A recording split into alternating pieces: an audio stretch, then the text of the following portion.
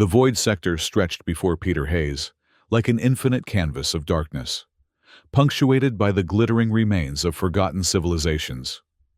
Ancient wreckage drifted in the silence, each piece a story untold, a mystery unsolved.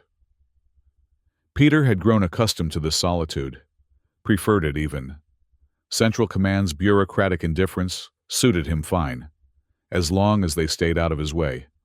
His salvage vessel, the Nomad, was cramped and utilitarian, but he'd modified it over the years to handle the unique challenges of reclaiming derelicts. The cockpit bore the wear of 1,000 journeys, scuffed control panels, patched seating, and an array of contraband navigation tools he'd carefully hidden from inspection teams. The air recycler hummed its familiar rhythm, a mechanical lullaby that had accompanied him through countless sleepless nights. "Proximity alert," announced the Nomad system in its flat, digital voice. "Unknown vessel detected." Peter straightened in his seat, scanning the readouts. The derelict that had triggered his sensors was massive, far larger than the usual abandoned cargo ships or decommissioned military vessels he typically salvaged. It drifted silently against the backdrop of distant stars, its hull etched with shifting runes that seemed to glow and fade with a rhythm of their own. "That's new," he muttered, adjusting his approach vector. The power signatures were almost non-existent, just the faintest pulse of energy emanating from deep within the vessel. According to protocol, he should report this to Central Command immediately. Ancient alien technology was categorized as high risk, requiring specialized containment teams. Peter's finger hovered over the communications array, then withdrew. Protocol also meant bureaucracy, delays, and inevitably, someone else claiming the credit and the salvage rights. Not today, he decided, easing the Nomad alongside the derelict's enormous hull. "Let's see what secrets you're hiding first." The docking procedure was surprisingly smooth for such an ancient vessel. Peter sealed his environmental suit, checked his oxygen reserves, and entered the airlock. The magnetic boots clanked against the metal flooring as he stepped into the derelict's cavernous interior. His helmet lights cut through the darkness, revealing corridors that seemed to stretch endlessly in multiple directions. The architecture was unlike anything in Central Command's databases. Organic curves blended with geometric precision, creating spaces that seemed to breathe with an unknown purpose. Peter activated his life sign scanner, expecting nothing. To his surprise, a faint biological signature pulsed from deep within the ship. It was weak, but unmistakable. "Hello?" he called, knowing no one would answer. "Anyone alive in here?" The silence swallowed his words. Following the scanner's guidance, Peter navigated through the labyrinthine passages. The runes on the walls seemed to shift as he passed, responding to his presence in ways that made the hairs on his neck stand on end. After what felt like hours, he reached a vast chamber that hummed with residual energy. His scanner indicated the life sign was just ahead, growing fainter by the minute. Peter quickened his pace, rounding a massive crystalline structure in the center of the room. There, in a recessed alcove, lay an enormous wolf-like creature. Its silver-gray fur shimmered with an inner light that pulsed erratically. It was easily twice the size of an earth wolf, with limbs that seemed almost delicate despite their obvious strength. But it was the eyes that captured Peter, intelligent, ancient, and unmistakably alien. They fixed on him with a soulful awareness that transcended species. The creature was dying. Peter didn't need his scanner to confirm what was evident in those fading eyes. It was starving, its massive body consuming itself in a desperate bid for survival. Protocol dictated his next actions clearly. Report the finding, secure the area, await the containment team.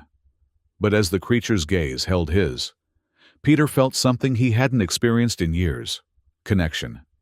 With movements that surprised even himself, Peter reached into his emergency pack and retrieved his rations.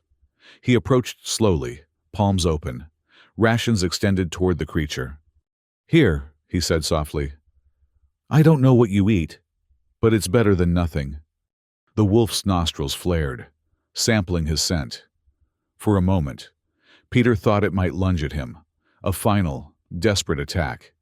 Instead, it delicately took the rations from his outstretched hand and consumed them with surprising gentleness. What happened next would forever alter the course of Peter's life. The chamber flooded with brilliant white light, emanating from the wolf itself. Peter stumbled backward, shielding his eyes as the radiance intensified. The creature's form began to shift and change, its outline blurring and reforming. Where the wolf had lain, a humanoid figure now stood, tall, lithe, with the same silver-gray coloration that now manifested as both skin tone and long, flowing hair. The eyes remained unchanged, ancient, intelligent, and now filled with renewed life. "You have saved me," the figure spoke, her voice melodic yet resonant with power. "I am Rhea of the Veileth, and you, human, have just performed an act that binds us by the oldest laws of my people." Peter stood frozen, unable to process what he had witnessed. I just gave you some food." "You gave me life when death was certain," Rhea corrected, stepping toward him. "Among the Veileth, that creates a bond that cannot be broken." She reached out, touching his face with slender fingers that still somehow echoed her wolf form. "I feel it already forming between us." As her hand made contact with his skin, Peter gasped. A sensation like warm electricity flowed from the point of contact, spreading throughout his body. His senses suddenly sharpened. He could hear the subtle workings of the ship's ancient systems, feel the distant vibrations of stellar radiation, and most disconcertingly, perceive the edges of Rhea's emotions, her relief, her gratitude, and her growing concern. "What's happening to me?" he managed, his voice strained. "The bond," Rhea explained, steadying him as he swayed. "It awakens latent abilities in compatible species. Humans are surprisingly receptive." Peter's mind raced with implications. Central Command would want this, would kill for this. The military applications alone would ensure that both he and Rhea would spend the rest of their lives in a laboratory. "We need to leave," he said suddenly, surprising himself with the conviction in his voice. "Now." Rhea tilted her head, studying him with those ancient eyes.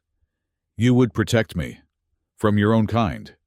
"I would," Peter confirmed, realizing it was true. Whatever had happened between them in that moment of transformation had changed something fundamental within him. "Can you walk? The Nomad isn't far." "I can," Rhea said, steadying herself. She was tall, nearly a head above Peter, her movements graceful despite her obvious weakness. "But there is much you need to know. Human." "Peter," he corrected. "Peter Hayes. And you can explain once we're safely away from here." As they made their way back through the labyrinthine corridors, Rhea spoke in hushed tones about her people. "The Veileth," she explained, "were an ancient species with the ability to shift between their base form, what humans might call a cosmic wolf, and their humanoid aspect. The wolf form preserves energy when we are dying," she explained, as they navigated a particularly narrow passage. "It is our body's last defense against death." "And your people?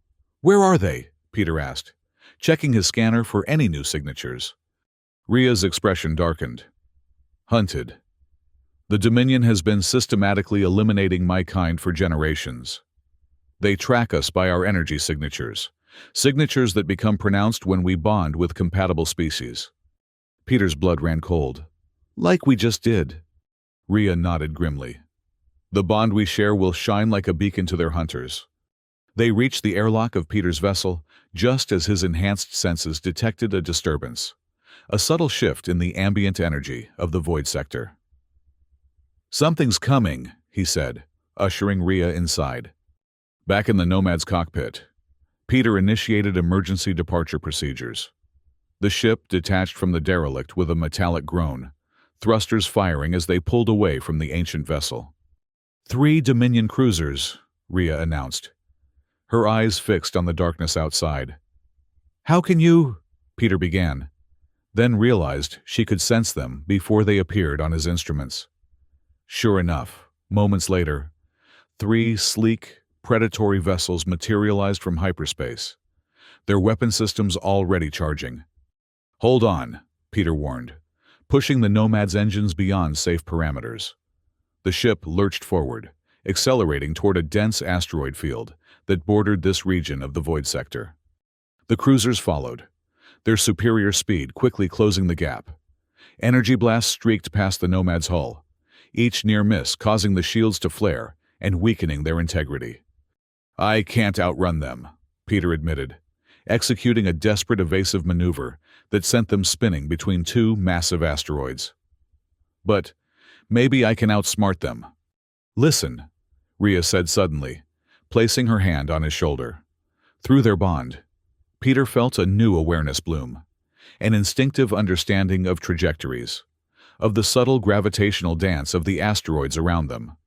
With Rhea's guidance flowing through their connection, he began to pilot in ways that should have been impossible, threading the Nomad through gaps that appeared and disappeared in split seconds, anticipating the movements of the field before they occurred. 2 of the Dominion cruisers attempted to follow and paid the price. The first miscalculated a narrow passage and clipped its wing against a spinning asteroid, sending it into an uncontrolled tumble that ended in a spectacular collision. The second, more cautious, was caught in a sudden meteor shower that overwhelmed its forward shields.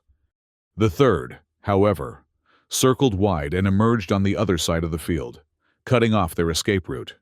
Its weapons locked onto the Nomad, and Peter braced for impact. "There are modifications to your ship," Rhea said suddenly, her eyes glowing with the same inner light that had marked her transformation. "Hidden ones." "What? How do you—" "Through you," she explained quickly. "The bond shows me what you know, and what you've forgotten." With sudden clarity, Peter remembered the secret compartment beneath the navigation console, installed years ago by a smuggler from whom he'd purchased the Nomad. He'd never investigated what it contained, assuming it was simply a hiding place for contraband. He reached beneath the console and found the hidden switch. The panel slid open, revealing an array of controls he didn't recognize, but somehow knew how to use. His fingers moved with certainty, born of Rhea's insight, activating systems that had lain dormant since he'd acquired the vessel. The Nomad shuddered, then seemed to fade from visual perception. On the Dominion cruiser's sensors, they would appear as nothing more than background radiation, a ghost in the void. "Stealth technology," Peter whispered in awe. "Illegal in 47 systems." "And our salvation," Rhea added, a smile touching her lips for the first time. They slipped past the remaining cruiser, its sensors sweeping harmlessly through the space they occupied. Once clear of the immediate danger, Peter plotted a course that would take them deeper into the Void Sector, away from established shipping lanes and Dominion patrols. "We should be safe for now," he said, engaging the autopilot. "But they'll adapt their scanning protocols. This won't work twice." Rhea nodded, her expression solemn. "The Dominion's resources are vast. Their hatred for my kind is comprehensive." "Why?" Peter asked, turning to face her fully. "What could possibly justify genocide?" "Fear," Rhea answered simply. "Fear of the bond we can create with other species. The Dominion believes in absolute control. The bond represents a power they cannot subjugate or replicate." Peter was about to respond when a violent shudder ran through the Nomad. Warning lights flashed across the console as the ship was suddenly, impossibly, pulled out of its trajectory. The stars outside the viewport stretched and blurred, suggesting a forced hyperspace jump, but the Nomad's hyperspace engines weren't active. "What's happening?" Rhea demanded, gripping the edge of the console. "We're being pulled into hyperspace," Peter replied, frantically trying to regain control of his ship. "Some kind of external field. I can't break free." The Nomad shuddered again, more violently this time, And then everything went dark. When the lights and systems came back online moments later, they found themselves in an enormous docking bay, surrounded by Dominion troops in full battle armor. Above them loomed the imposing silhouette of a Dominion command ship, large enough to house a small fleet within its armored hull. "Don't resist," Peter muttered as armored figures approached the Nomad's airlock. "Not yet. We need to understand what we're dealing with." Rhea's eyes flashed with barely contained fury, but she nodded her agreement. For now, the Dominion soldiers boarded efficiently, securing both Peter and Rhea with energy restraints before escorting them from the ship. They were led through sterile, chrome-lined corridors to a stark interrogation chamber where a single figure awaited them. Admiral Corrin was tall for a human, with features carved from what appeared to be granite rather than flesh. His uniform bore the insignia of the Dominion's highest military echelon, and his cold eyes assessed Peter and Rhea with clinical detachment. "Fascinating," he said, circling them slowly. "The bond has already progressed to Stage 2 integration. Remarkable, considering the short time you've been connected." He stopped in front of Peter, studying his face with unnerving intensity. "Do you know what you are, Peter Hayes?" Peter met his gaze steadily. "A salvage pilot who was in the wrong place at the wrong time." Corrin's laugh was hollow, entirely devoid of humor. "You are so much more than that. You are the culmination of generations of genetic engineering, designed specifically to bond with Valeth subjects." Peter felt as if the floor had dropped away beneath him. "What?" "Your parents were brilliant geneticists," Corrin continued, retrieving a datapad from a nearby console. "They worked for the Dominion's Special Research Division, specifically the Valeth Bonding Program. Their work was groundbreaking. They identified the precise genetic markers that make humans compatible with Valeth bonding." The Admiral swiped through images on the pad, laboratory facilities, test subjects, and finally, a photograph of two smiling scientists standing beside an incubation chamber containing an infant. "They created you," Corrin said, turning the pad so Peter could see the image clearly. "Engineered from conception to be the perfect bonding vessel, the ultimate weapon against the Valeth." Peter stared at the image, recognition and denial warring within him. The male scientist had his eyes, his jawline. The woman shared his distinctive brow and the slight curl to her hair. "My parents died in a ship accident when I was 7, he said, his voice hollow. "A convenient fiction," Corrin replied dismissively. "When they discovered the Dominion's true intention for their research, for you, they attempted to sabotage the program. They altered your neural pathways, introducing something unexpected into your design: free will." His lip curled in distaste. "They were terminated for their betrayal, but you had already been contaminated with their modifications. Rather than waste years of work, we placed you in the general population, tracking your development from afar." Peter struggled to process this revelation. His entire life, his memories, his choices, his very identity, suddenly cast into doubt. Was his preference for solitude genuinely his, or a programmed trait to ensure he would be in position to encounter Valeth survivors? Was anything about him real? He felt Rhea's shock and confusion echoing through their bond, tinged with an unmistakable wariness. She had trusted him, bonded with him, and now discovered he was potentially a weapon designed to destroy her kind.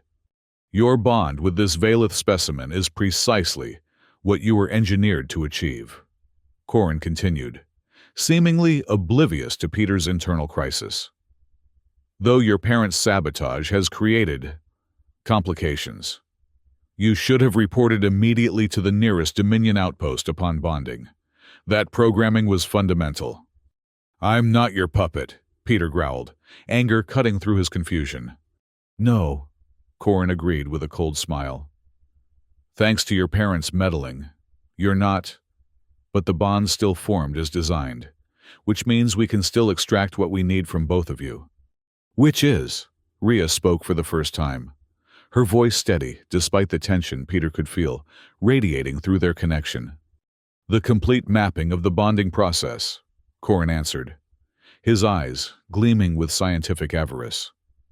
"Once we understand it fully, we can replicate it artificially, create human soldiers with all the abilities of the Valeth, without the inconvenience of keeping your species alive."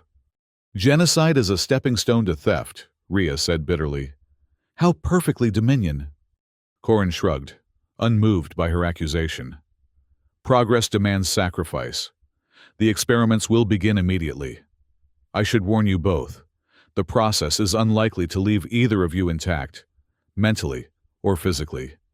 He turned to issue orders to the guards, and in that moment, the chamber plunged into darkness.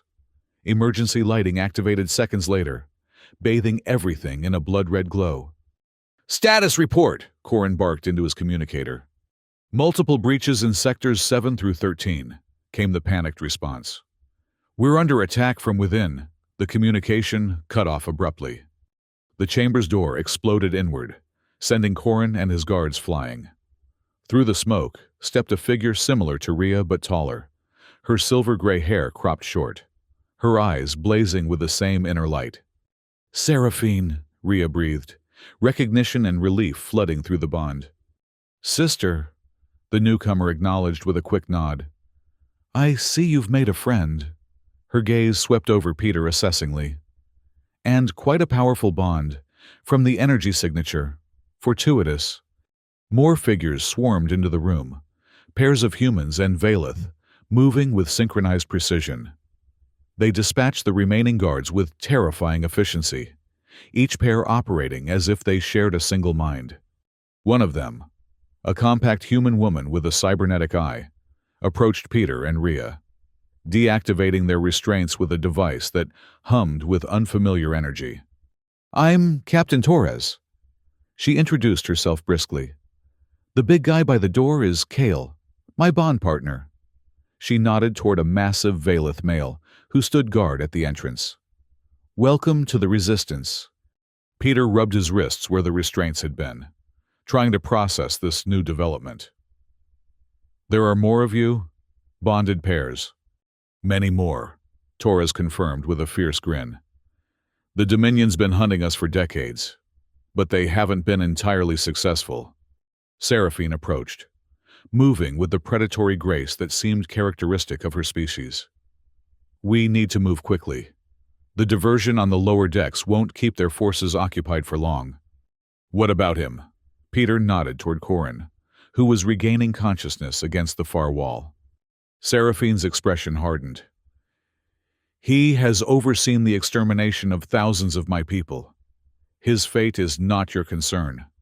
Before Peter could respond, the ship shuddered violently around them. "They're activating emergency protocols," Torres announced, consulting a portable scanner.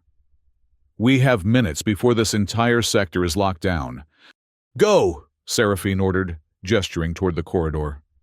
"Our transport is docked in Bay 12. We'll rendezvous at the base."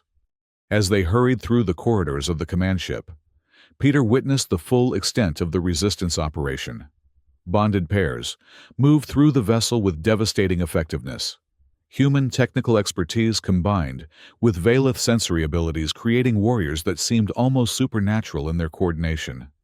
They reached Bay 12, just as alarm klaxons began to sound throughout the ship. A sleek transport vessel awaited them, its engines already primed for departure. Torres ushered them aboard, sealing the airlock behind them. "Hold on," she warned as she slid into the pilot's seat. "This exit won't be subtle." The transport blasted free of the Dominion command ship, its engines screaming as Torres pushed them beyond designed capacity. Behind them, the massive vessel began to list to one side, secondary explosions blossoming along its hull. "Did you plan to destroy the entire ship?" Peter asked, watching the devastation unfold. "Calculated damage," Torres replied, without looking up from the controls. "Enough to cripple their pursuit capabilities without causing total destruction. We're not them." The transport accelerated to hyperspace speeds, the stars stretching into lines of light around them. Peter felt Rhea's hand find his, her touch centering him amidst the chaos of the day's revelations. Where are we going? He asked quietly. Home, she answered simply. Or what's left of it. The resistance base defied conventional detection methods.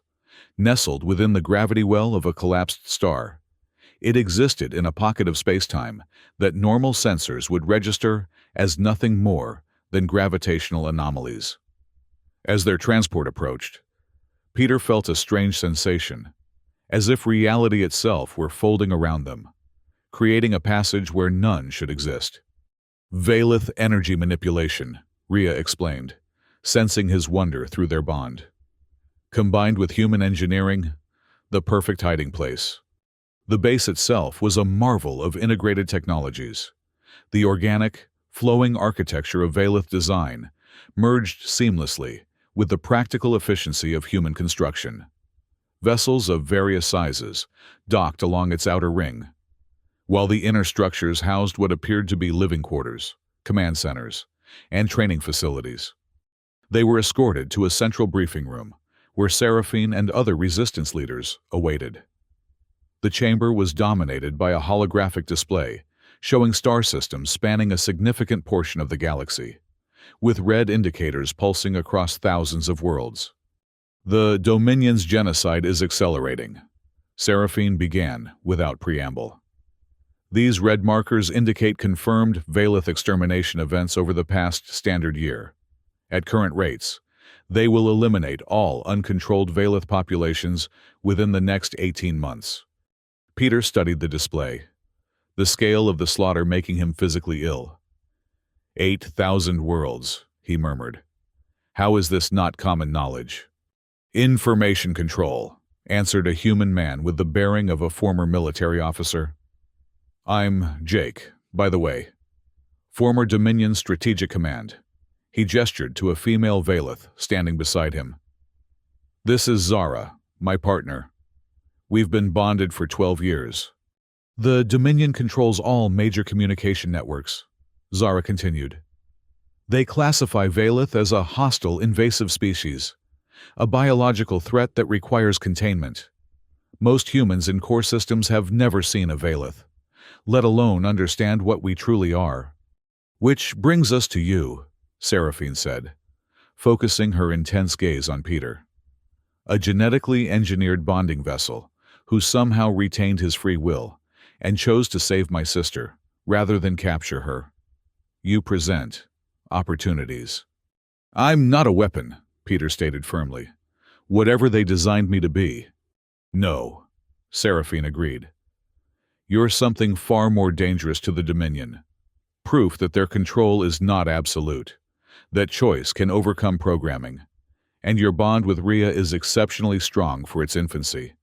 A holographic representation of Peter and Rhea appeared in the center of the display, connected by streams of energy that pulsed with complex patterns. Our scientists have never seen integration progress this rapidly, Jake explained. Most bonds take weeks to reach the level of synchronization you achieved in hours. What does that mean for us? Rhea asked, unconsciously moving closer to Peter. It means you'll be crucial to our next operation, Seraphine answered. We've developed a plan to strike at the heart of the Dominion, to end this genocide once and for all. The holographic display shifted, showing a massive space station, shaped like a spider, with communication arrays extending outward like legs. Nexus Station, Jake identified it. The Dominion's central communications hub. Every order, every propaganda broadcast, every fleet movement passes through Nexus. And more importantly, Zara added, Emperor Vex personally oversees its operation. Peter had heard of Vex, the enigmatic ruler of the Dominion, whose face was never seen, whose voice was only heard in carefully staged propaganda broadcasts. A figure shrouded in myth and fear. You want to assassinate the Emperor? He asked, trying to keep the disbelief from his voice. We want to expose him, Seraphine corrected. Vex's power stems from fear and information control.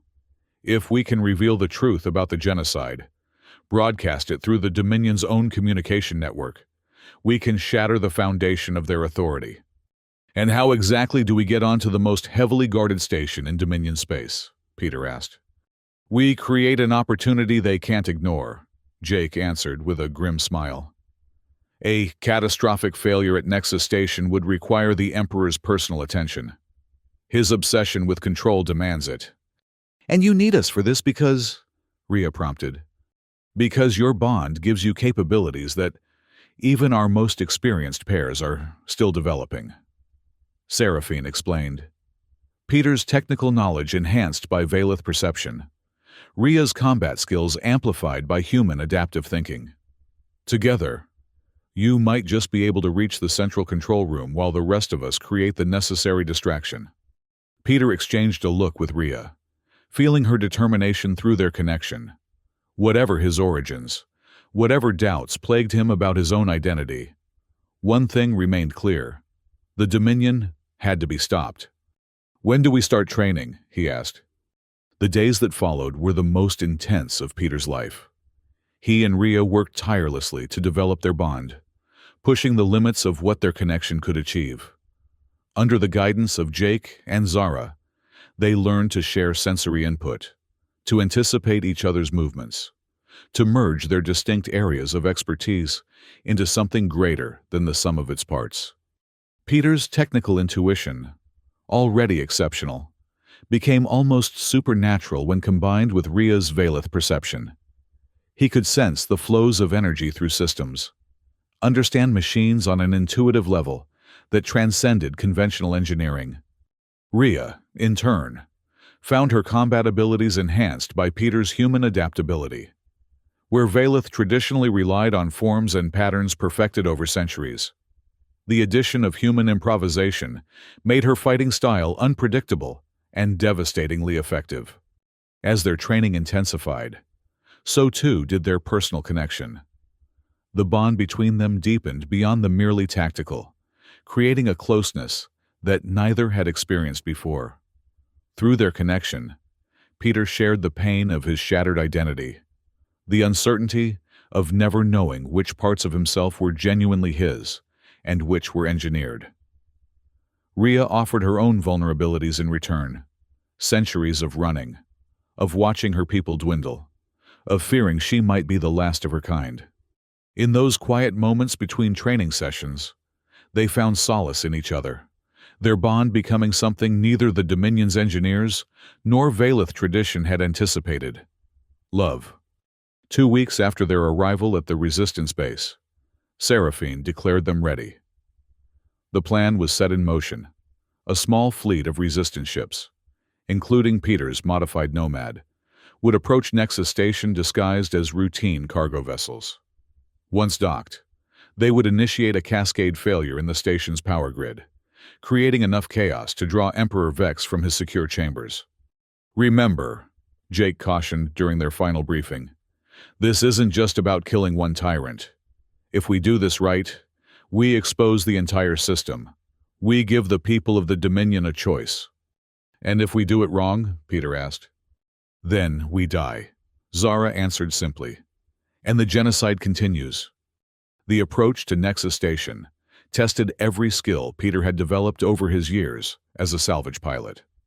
The Nomad, now disguised as a nondescript cargo hauler, had to maintain precise formation with the other Resistance vessels, while broadcasting falsified identification codes that would withstand the station's rigorous security protocols. Through their bond, Rhea helped him maintain an unnatural calm, her steady presence allowing him to navigate the complex approach with confidence that belied the danger. "Cargo vessel NC-117, transmit authorization codes and state your business," came the bored voice of a Nexus control officer. Peter took a deep breath, allowing Rhea's influence to smooth any tension from his voice. "Transmitting now. Routine delivery of processing components for Level 37. Authorization Sierra Delta 9047. There was a pause that stretched Peter's nerves to breaking point. Then, "Confirmed. NC-117. Proceed to Docking Bay 12, Level 22. "Acknowledged, Control. Proceeding to assigned bay." As they maneuvered toward their designated docking position, Peter exchanged a look with Rhea. That was the easy part, he murmured. Indeed, she agreed, adjusting the Dominion uniform they'd provided for her. With her silver-gray hair hidden beneath a regulation cap and her distinctive eyes concealed by tinted lenses, she could pass for human at a casual glance. Now we actually have to get inside. The docking procedure went smoothly. Too smoothly for Peter's paranoid instincts. They disembarked alongside legitimate cargo workers, their forged credentials passing the initial security scans without issue. Following their memorized route, they made their way toward the maintenance shafts that would allow them to bypass the more heavily guarded main corridors. Torres and Kale should be in position by now, Peter whispered, as they slipped into a service junction. Once they trigger the power core fluctuations, we'll have approximately 20 minutes to reach the central control room. Rhea nodded, her senses extended through their bond, monitoring the movements of nearby security personnel. 3 guards approaching from the east junction. We should wait. They pressed themselves into a shadowed alcove as a patrol passed by, their faces hidden by standard-issue Dominion helmets. Once clear, they continued their careful progress through the station's labyrinthine service corridors. A sudden tremor ran through the station, followed by the flickering of lights and the distant wail of alarm systems. Phase 1 complete, Peter acknowledged with grim satisfaction. Torres knows her explosives. The station's response was immediate and chaotic. Security personnel rushed toward the affected sectors, emergency protocols activated, and most importantly, communication systems began to falter across multiple levels. Using the confusion to their advantage, Peter and Rhea made their way toward the central hub of the station. Through their bond, they coordinated perfectly, Peter's knowledge of the station's layout guiding their path, while Rhea's heightened senses alerted them to approaching dangers. They were within 2 levels of their objective when the station's emergency lighting shifted from amber to blood red. That's not part of the plan, Peter muttered, accessing a nearby terminal to check the security feeds. What he saw made his blood run cold. They've locked down the central docking bay. All communications are being rerouted. Rhea's eyes widened. He's coming. Vex is coming here personally. How can you be sure? I can feel it, she replied, her voice tight with an emotion Peter couldn't quite identify through their bond. Something between fear and anticipation. The entire station's energy has shifted. Only one presence would cause that kind of reaction. Peter closed his eyes, allowing their bond to deepen, sensing through Rhea's perception. She was right. There was a palpable change in the station's atmosphere, a tightening of discipline, a spike in both fear and reverence among the Dominion personnel. This changes things, he said, quickly recalculating their approach. If Vex is coming to the central docking bay, rather than the control room, we need to redirect. Seraphine and the others? Already adapting, Peter assured her, feeling the distant resonance of the other bonded pairs through their shared connection. The objective remains the same. We need to reach Vex and access the communication systems. They altered their course, using maintenance shafts and emergency access tunnels to make their way toward the central docking bay. As they drew closer, the security presence intensified. Elite Dominion guards in specialized armor, their weapons far more advanced than the standard-issue equipment they'd encountered thus far. We can't fight through that, Peter observed, watching a squad of 12 guards take position around the docking bay entrance. Rhea's eyes gleamed with sudden inspiration. We don't have to fight. We have to ensure Vex remains here long enough for the others to complete their part of the mission. Understanding dawned on Peter's face. We're the distraction now. Precisely. Without warning, alarms blared throughout the entire section. Emergency bulkheads began to close, trapping the security forces in isolated groups. The lighting failed completely, plunging the corridors into darkness, broken only by the red emergency beacons. Now, Rhea urged, pulling Peter toward the docking bay as the security systems descended into chaos. They burst into the vast chamber, just as a sleek, imposing vessel was completing its docking procedure. Unlike the utilitarian designs of standard Dominion ships, this craft was elegant and predatory, its hull adorned with symbols of imperial authority. Guards scrambled to form a protective cordon as the ship's main airlock cycled open. Peter and Rhea took cover behind a stack of cargo containers, watching as a figure emerged from the vessel. Emperor Vex stood over 7 feet tall, encased in armor that seemed to absorb light rather than reflect it. His helmet was fashioned in the likeness of a stylized skull, featureless except for a horizontal visor that glowed with an eerie blue light. He moved with unnatural precision, each step measured and deliberate. "Status report," Vex demanded, his voice modulated and inhuman. "Multiple security breaches. Your Eminence," reported a senior officer, dropping to one knee. "Communications are compromised across 17 sectors. We've initiated containment protocols, but you have failed," Vex interrupted, his modulated voice somehow conveying contempt despite its artificial nature. "The resistance has penetrated my station. The bonded abominations walk these halls. We are hunting them, sire. They cannot escape." "They are not trying to escape," Vex corrected, his helmeted head turning slowly, scanning the docking bay. "They are trying to expose us, to broadcast the truth about the cleansing." From their hiding place, Peter felt a chill run through him. The Emperor's perception was unnervingly accurate. "Seraphine," Rhea whispered through their bond. "Now," as if in response to her thought, explosions rocked the far side of the docking bay. Hidden charges detonated simultaneously, sending Dominion guards flying and creating a momentary gap in their defensive line. From multiple entry points, Resistance fighters poured into the chamber, each bonded pair moving with the synchronized precision that made them so formidable. Torres and Kale led one group, while Jake and Zara commanded another. Overhead, automated defense turrets that should have activated to repel the intruders instead turned on the Dominion forces, hacked by the Resistance's technical specialists. In the chaos that followed, Peter and Rhea made their move. While the Emperor's attention was focused on the main Resistance force, they circled behind, using their bond to move in perfect stealth despite the open space. Their objective wasn't the Emperor himself, but the communication array that extended from the ceiling of the docking bay, a secondary control node that could, with the right access, broadcast across the entire Dominion network. Peter reached the terminal first, his fingers flying across the controls with Rhea standing guard. Through their bond, he channeled her enhanced perception, allowing him to navigate the Dominion's security protocols with uncanny intuition. "Almost there," he murmured, bypassing the final firewall. "Once I access the main broadcast node, we can—" "You can do nothing," came the modulated voice of Emperor Vex directly behind them. They spun to find the armored figure looming over them, having somehow crossed the chamber without triggering Rhea's heightened senses.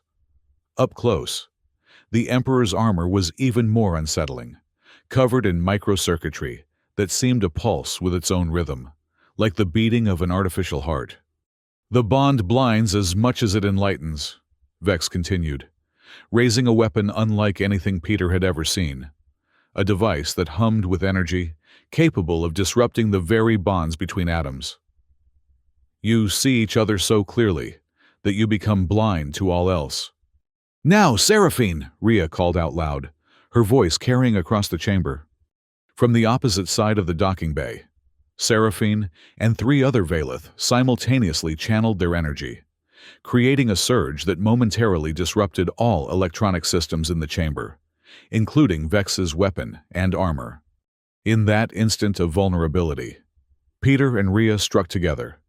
Their months of training culminated in this moment of perfect synchronization, Peter's technical knowledge guiding him to the weak points in Vex's armor, while Rhea's combat expertise directed their movements. Through their bond, Peter felt a surge of Valeth energy flow from Rhea into him, and then into Vex's armor. The specialized circuits designed to repel conventional attacks had no defense against this merged power. Human ingenuity, channeling Valeth energy in ways the Dominion had never anticipated. Vex staggered backward, his armor systems failing catastrophically. The helmet's lock mechanisms released with a hiss of escaping pressure, and the faceplate fell away. The face revealed was not what anyone expected. Rather than the monster of legend, they saw an elderly human male, his skin pale from years within the armor, his eyes wild with a hatred that had consumed him from within. "You cannot stop the inevitable," Vex rasped, his natural voice weak and strained compared to its modulated version. "The Valeth are a plague upon ordered civilization. Their bonds corrupt everything they touch." "The only corruption here is yours," Rhea replied, her voice steady despite the shock of Vex's revelation. "You would commit genocide out of fear of what you cannot control." Peter turned back to the terminal, completing the sequence he had begun. "And now everyone will know it," he said as the final command executed. Throughout the station, and across thousands of Dominion worlds, communication channels were suddenly flooded with the truth.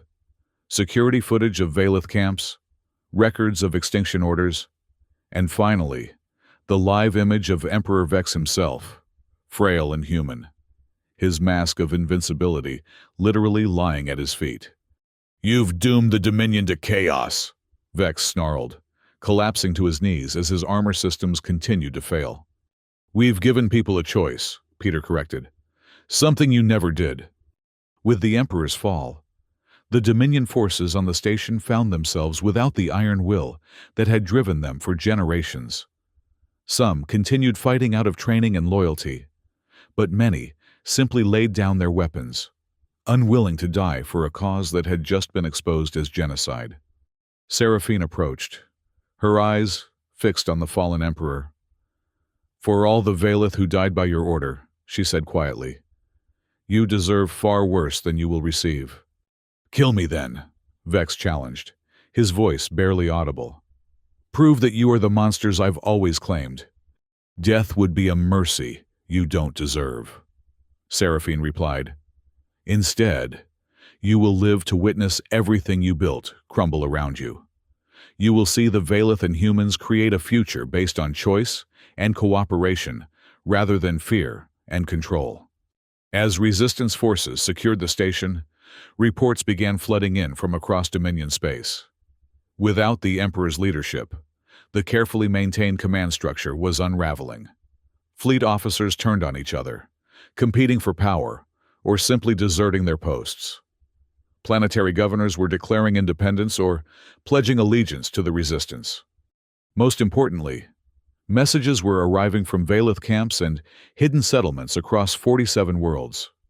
Survivors emerging from hiding, bonded pairs revealing themselves, and humans offering protection to their Valeth neighbors.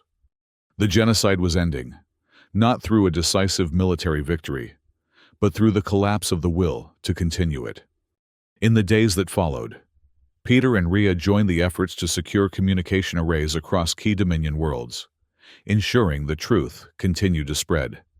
Seraphine organized massive evacuation operations, relocating vulnerable Valeth populations to safer territories where human allies offered protection. The fall of the Dominion was not immediate or complete. Pockets of resistance remained, true believers who continued to hunt Valeth even without central authority. But for the first time in generations, the systematic extermination had ceased. The Valeth could begin to rebuild. 1 month after the battle at Nexus Station, Peter and Rhea stood on an observation deck at the Resistance base, watching as fleets of ships prepared to depart for newly established Valeth colonies. The vessels were crewed by mixed teams, bonded pairs working alongside unbonded humans, and Valeth who had chosen to forge a new society together. "Did you ever imagine this?" Peter asked, his hand finding Rhea's as they gazed at the activity below. "Freedom?" she smiled, the expression still somewhat new to her features. "I dreamed of it. I never truly believed I would see it." Peter nodded.